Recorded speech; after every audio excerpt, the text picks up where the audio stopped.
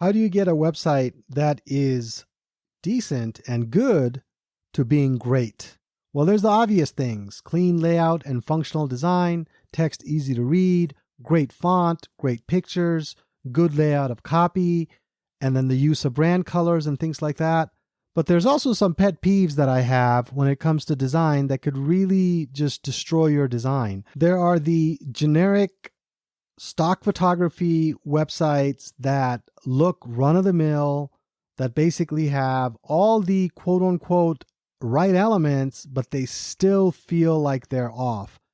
Those are not good designs, and your user knows it, your visitor knows it, nobody likes it. And then there's also the use of different things like PDFs or trying to design for quote-unquote above the fold, and I'll get into that in today's episode. So in today's episode, I'll talk about all the elements that goes into making a good, decent website into a great website, and websites that your users love, your customers love, and your partners love.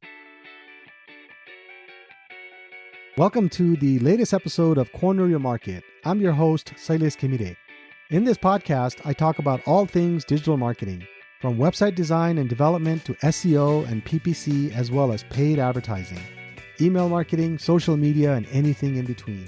If you're a small business owner, a marketing manager in a company, or an entrepreneur, this podcast is for you.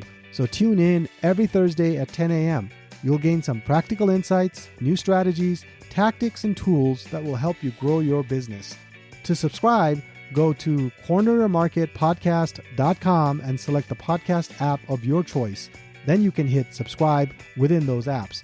That again is corneryourmarketpodcast.com. Also, don't forget to like and share our individual episodes. You can also leave a review in the app once you've listened to one of our episodes. There's a lot that goes into making a website really good. Really, truly great. There's a lot of websites out there, and I'm sure you've been to quite a few yourself. And as you go to a website, you can feel good, great, bad. You can be frustrated. You can be really happy with what you got, and any kind of experience in between, right? And there are certain things on a website that maybe you don't recognize them as being great, and so you don't really look at them as being great, but there are certain design principles that designers follow, and that makes a website go from just being good to being great. So today what I want to do is talk about the elements that goes into making a good website great. And this is mostly for people that maybe already have a website and they're looking to make their website great. But this is also for people that are maybe looking to start out and build a great website from the start. So let's talk about this a little bit. In terms of one of the main principles of what makes a website great is a clean layout. And the layout is not only clean, but it's also functional. What I mean by that is, from a functional standpoint, the information is easy to find, right? The navigation is intuitive. You know what everything means. There's no archaic verbiage. You can go to certain pages and find the information that you need. Services has all the service information. Products has all the product information. The contact information is easy to find. So the navigation is intuitive. There's nothing that kind of throws you for a loop. You don't know what the heck that is. Or you click on something and you think you're going somewhere, but you're not going there. So information being easy to find, navigation being very intuitive is a hallmark of a great website. And kind of the other side to that is a clean layout. A lot of times when the information is easy to find and the navigation is intuitive, usually the design layout is fairly clean. It's not cluttered. There's not a million things happening at the same time. There's not things on top of things, and there's not like buttons everywhere or things that are very confusing and things like that. So there's a general clean layout. I used to, not used to, but I was part of a usability study for a pretty big website, getting about 100,000 visitors a week on this particular website. I can't mention the name because of my my agreements with them, but when I was on the usability study, one thing that really did come up was the clean and functional aspect. But what came up in this usability study is users, when they come to the site, they need anchor points, meaning as they navigate through the website, the logo doesn't move. The logo is always in the same spot, or the navigation structure doesn't change. They see 4 sets of navigation buttons at the top on one page.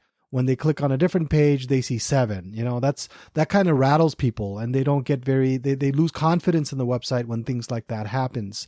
So they need anchor points, and one of the main anchor points on any website from a functional and layout perspective is having the logo in the same spot, having the footer design be the same across the board, having the menu structure be the same across the board, and maybe certain other design elements that you might have included on the website be the same as well. So as long as those things are in the same spots, as people navigate through the website, they'll have a much better experience with the site than if those things were moving around or there were different things popping up as they went through the site. So basically, consistency in layout and formatting as users navigate through the site means a lot to the user, and their overall experience on the site is positive, and they're not rattled and confused and unsure of where they are and things like that. So clean layout, functional, information easy to find with anchor points, that's an important part of the design. Another element of good design is that the text is easy to read.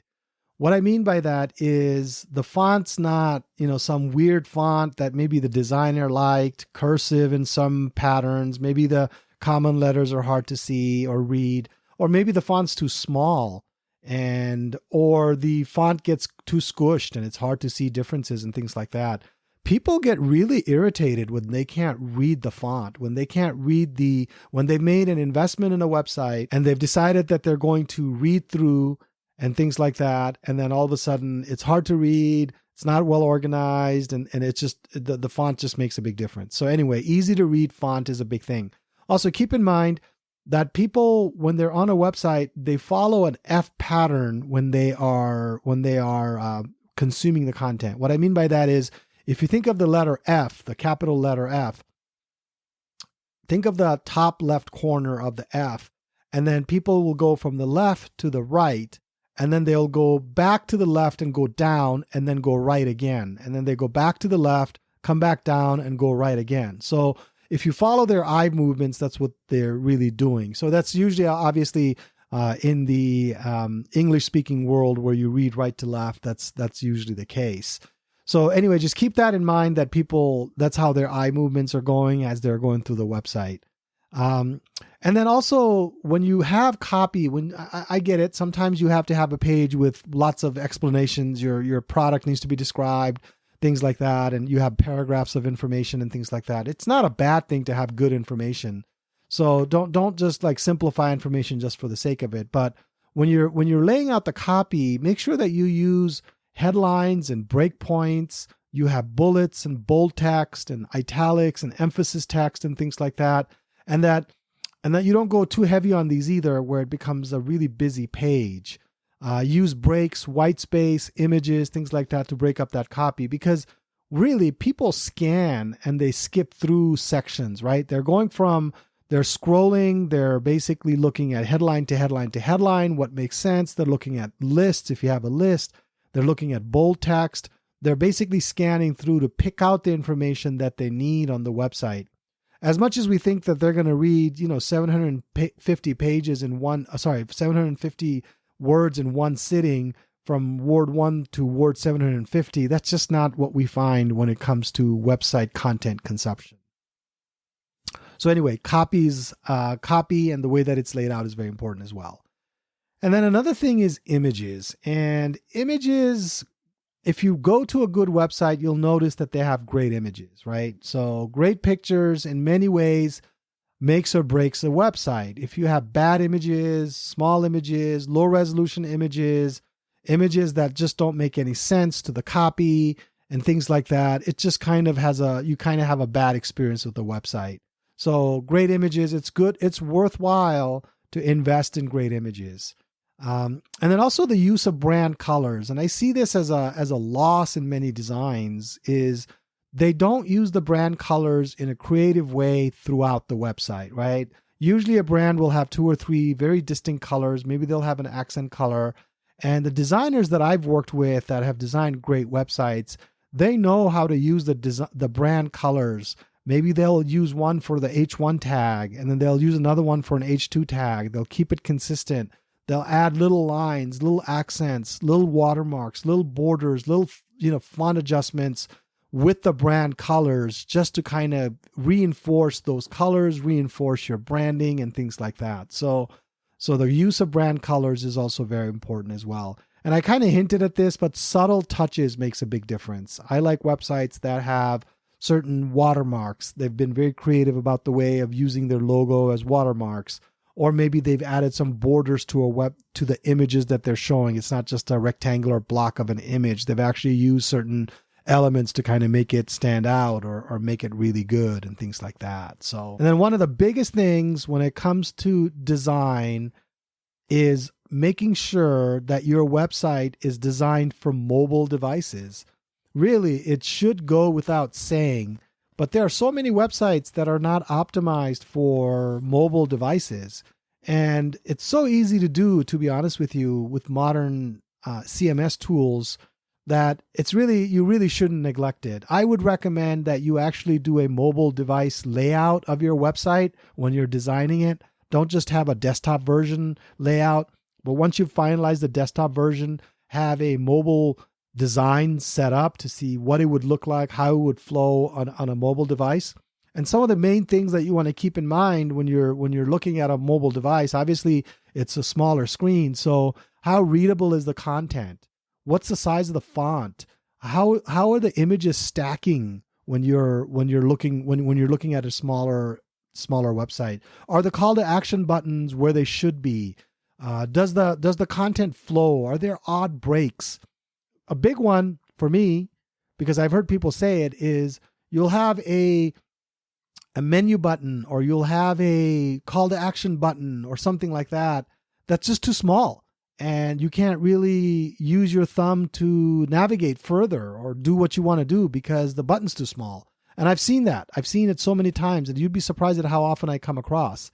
And then another thing on mobile that a lot of people don't pay attention to is when they have embedded content. They don't pay attention to how that embedded content behaves on mobile. What I mean by that is I'll see Google Maps embedded in a mobile design. And so when I'm scrolling, and then if I end up scrolling on the map section, the map moves, but nothing else moves, right? And I can't get out of it because it's just not designed very well. So keep that in mind. So if you have embedded content from any other website, you got to make sure that that content is also functional to your website on a mobile device. Maybe you need to put it on a separate page. Just put a button there and say view map, and then take them to another page that has just the map or something like that. Do something, but think through it. Solve the problem. Don't just assume that it's going to work well in a mobile design. Couple of two other things that makes a website great, in my opinion, is when you share a page from a website on mobile devices, how does it share? Like, what does it pull? Like, if you were to post your website, let's say you have a page on your website and you're posting that on LinkedIn, right? So when you're posting it on LinkedIn grabs headlines, copy, images, things like that. So you got to make sure that you tell LinkedIn what to grab. Otherwise, it's going to grab random things. And anybody that wants to share that page is not going to be paying attention to that. And all of a sudden, what gets shared on social isn't exactly what you would like it to look like. Keep that in mind. Another thing is search for SEO, right? So sometimes I'll come across website designs where they don't really have proper formatting for H1 tags, H2 tags, body copy. Their CSS isn't great. And so what happens is you'll put a headline in there and Google's not reading it as an H1 tag, even though it looks like an H1 tag, and there's not a lot of distinction between H1 and H2, or H2 is actually bigger than H1. I've seen that. And so what happens is the designer or whoever's making the website will put all the important content in H2 because H2 is the bigger tag versus H1, whereas H1 is the one that Google prioritizes on search, right? So there are SEO best practices that you want to keep in mind when you are designing a website. And those are important because that's how the user is interacting or finding your website. Now, we've talked about some of the design elements. Now let me talk a little bit about my pet peeves. And I don't want to get too excited about them because these are very much pet peeves. The first one is I cringe, and I hear this from a lot of media people. I don't hear it as much as I used to, but I still hear it. I cringe when they say, oh, above the fold content. I'm like, oh my goodness. Does Gen Z even know what above the fold means? I mean, do millennials know what above the fold is? Where does that come from? If you have to explain that, it's useless, right? And I kid you not, I hear people say this, above the fold content. I just heard like a media person not too long ago talk about, oh, the above the fold content. Well, let me explain. Above the fold comes from newspaper days. When you fold a newspaper, what's above the fold, right? What do you see? So you prioritize that. But let me ask you, when was the last time you folded your iPhone? Or when was the last time you folded your desktop, right? The whole concept is so ridiculous that anytime somebody uses that term, I just go ballistic. There is no such thing as above the fold content in website design. People scroll. I mean, you go to a website, the first thing you do, think about it. The next time you go to a new website, you scroll. If you don't find something in the top of the page, you'll scroll a little bit to go to the next part. I'm not saying hide your most important content at the bottom of the page, but what I'm saying is there's no such thing as above the fold. And with monitor sizes the way they are, there's no concept. So just forget it, okay? If anybody says above the fold, just tune them out or tell them to listen to this podcast and go to this timestamp and listen to my take on it. That's my rant for the day. Here's my other thing about website design. Generic, cookie cutter, run-of-the-mill, stock photography, full website, or a website full of stock photography. Okay, get it. You're a business, you've got clients, you've got a business focus. You're selling a service, you're selling a product, you have revenue, invest in your website, man. I mean, website's your front door. It's what people see when they come there. They form opinions about your business based on that, right? If your website is full of just generic stock photography and it looks like your cousin's sister's husband designed it and he just like basically copies and pastes website, it doesn't give your business a good name, So anyway, enough of that. Generic cookie cutter websites that look like they're run of the mill, just stay away from it. Website's not that expensive to build. Customize it, make it your own, make it reflect your brand. Now, another thing is when people put PDFs, they'll say, hey, learn more. And then you click on it and it's a PDF. My goodness, really? You don't have the time to copy that content from the PDF, make it, edit it a little bit, maybe put a little bit of time into it and turn it into a web page that Google can actually index and which people can actually read properly on different devices. You're just going to throw up a PDF with some of the main information in there. I see that happen and it's a no-no in my opinion. I think it destroys trust and I think people don't like it. And it's hard to read. I mean, PDFs, man. When was the last time you enjoyed reading a PDF on a website, Like you can't zoom in, you can't do certain things and you think you can. So anyway, enough on that one, but I got opinions on that one. Those are distinct pet peeves of mine. Now there's two of them that are not pet peeves, but I just recommend that you really use them judiciously and really give it thought. One is pop-ups, pop-ups that interrupt the web experience. I mean, I go to a website, I just got there, man. I just got to the website and boom, pop-up, sign up for our newsletter. I'm like, dude, I don't even know what all the products you provide. I don't know if I know who you are. Boom, pop up again on the service page. Sign up for our website, our newsletter. Sign up for this offer. Sign up for this. Sign up for that. Man, pop-ups like that. I mean, look, pop-ups have their place, okay? Put a timer on a pop-up. Find a good plugin. Use a good developer that knows how to do this stuff. Put a timer on it. Maybe the pop-up shows up 15 seconds in. Maybe the pop-up shows up after the third page or the second page. Or maybe the pop-up shows up on your third visit.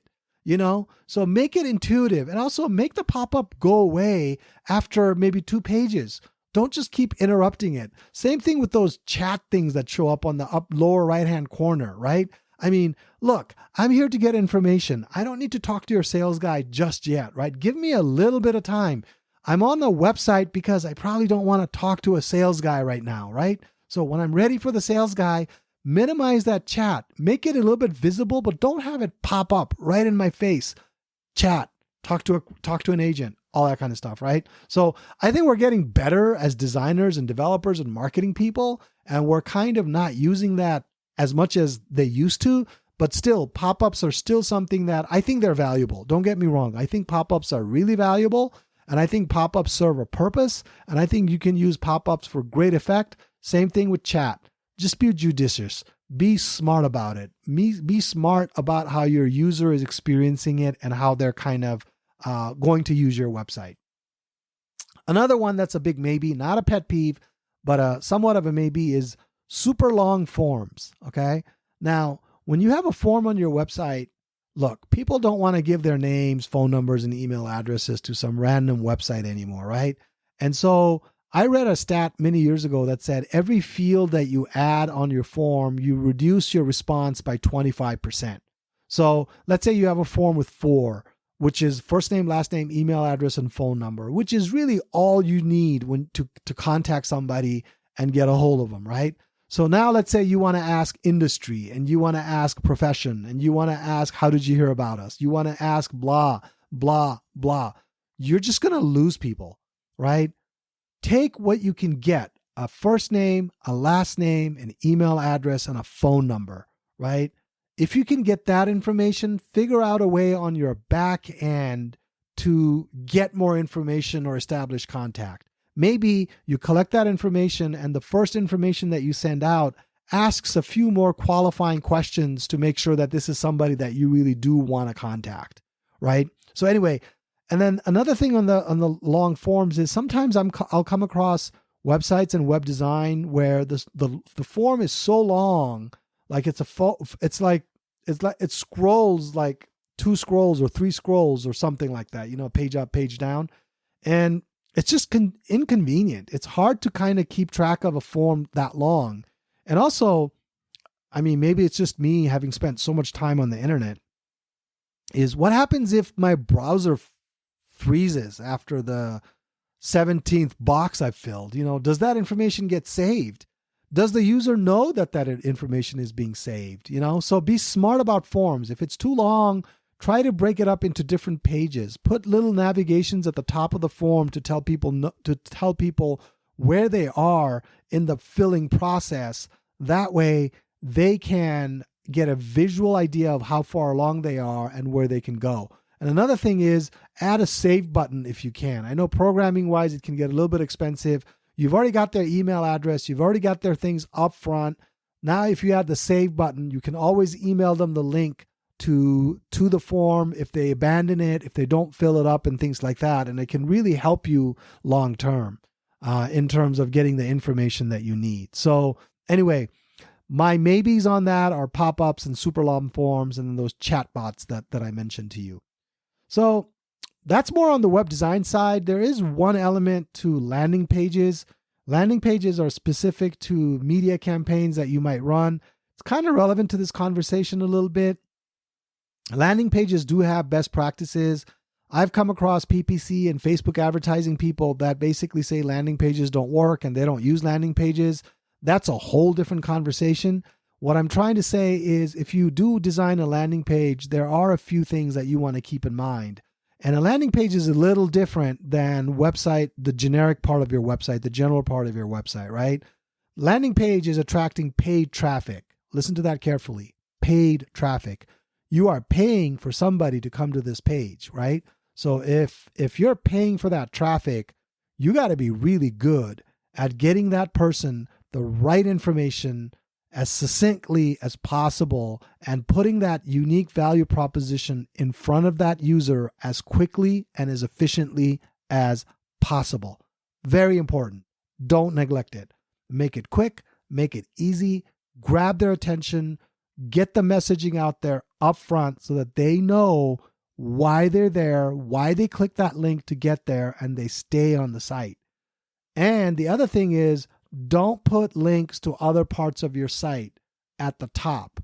big believer in this because listen to this. You just paid for this traffic. If they get there and people have ADD, believe me, they're clickers. They're going to click something that might look good. You just paid for this traffic. They come there. Now you have a services button. You click on the services button and you read about, and then there's like 7 different services on that page. And all of a sudden that user doesn't remember why they're there and boom, they're gone, right? So try not to put links to other parts of your website on a landing page. The first part should be very succinct. And this is often the time when I hear the media guys talk about above the fold. There is no above the fold. Just keep all the information as close to the top as possible. Have a clear call to action. What do you want them to do? Remember, this is paid traffic. What do you want them to do? Do you want them to buy now? Take advantage of the offer? Fill out the form? Download something? Call somebody? What the heck do you want them to do? Ask them to do it right away, right? No dilly-dally, not at the end. None of that stuff, right? So anyway, so those are the 2 main things. The other thing is contact information needs to be readily available. So you need to make sure that they can call you, email you, contact your salesperson. This is maybe where you have a timer on some of the pop-ups and some of the chat windows. If you have a decently laid out a landing page, maybe it takes some 40 seconds to get to the bottom, 30 seconds to get to the bottom, whatever the situation might be. Once they get there, you need to be able to get them the information that they need. So maybe a pop-up shows up saying, hey, call this number, or hey, chat with me, or whatever it is that you need to do. So try to get that information right away. I spend hours looking over landing pages, and those are my main key things that I look for. And I can't tell you how many times people make those mistakes. So anyway, in summary, what are the elements of a good website? The first thing is a clean layout and something that is functional, something that is designed for mobile. That's the second thing. Make sure that you look at the website on a mobile device, make sure it does what you want it to do, and think of it from a first-time visitor's perspective. Third thing is on a website, you've got to be able to find key information very easily. And then the fourth thing is implement SEO best practices into the design so that when you go to optimize it, it becomes very easy to optimize and you're not playing around with different things to get it to optimize. And then the final thing is make the pages that you design shareable on social. So if somebody does decide to post that link on LinkedIn or Facebook or whatever social network they post it on, it pulls the right information and the layout looks really good. So there you have it. Those are the 5 key things on a good website that once you have those implemented, it makes it into a great website. So happy designing, people. If you're a small business owner, a marketing manager at a company, or an entrepreneur, please tune in weekly. You'll gain some insights, tips, tricks, and be a bit more enlightened when it comes to digital marketing. I promise you, if you implement the strategies, tactics, and tools I discussed in this podcast, your business will definitely grow. Please subscribe to this podcast. You can do so by going to corneryourmarketpodcast.com and subscribe with the listening platform of your choice. That URL again is corneryourmarketpodcast.com. Don't forget to like and share this episode with your friends and colleagues. Also, don't forget to leave a review. Those mean a lot to me and can help others that would benefit from the information share. Finally, I would love to hear from you. I love getting listener email. So if you have questions, feedback, or any general comment about the topics I discuss on this podcast, feel free to send me an email. I will be sure to share and discuss your feedback on the air if it will benefit our listening audience. You can write to me at connect@corneryourmarketpodcast.com. Just put listener comment in the subject line. That email again is connect@corneryourmarketpodcast.com. And again, please put listener comment in the subject line. Thanks for listening today. I look forward to being back next week. Until then, be good and do good.